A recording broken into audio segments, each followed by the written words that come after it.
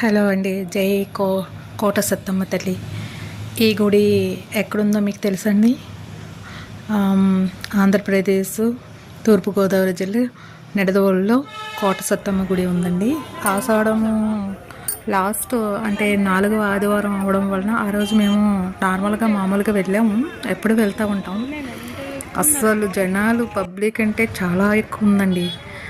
ఆషాఢం నెల కదండి, అందులో ఆదివారం కాబట్టి చాలా విపరీతంగా జనాలు ఉన్నారు చూడండి.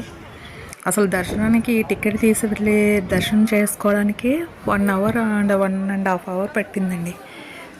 తర్వాతను ఒకసారి మీరు కూడా చూడండి, చిన్న క్లిప్ తీసి పెట్టాను.